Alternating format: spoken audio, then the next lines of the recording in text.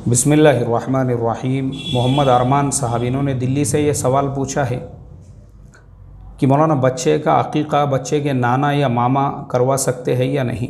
बिल्कुल करवा सकते हैं, कोई हर्ज नहीं है।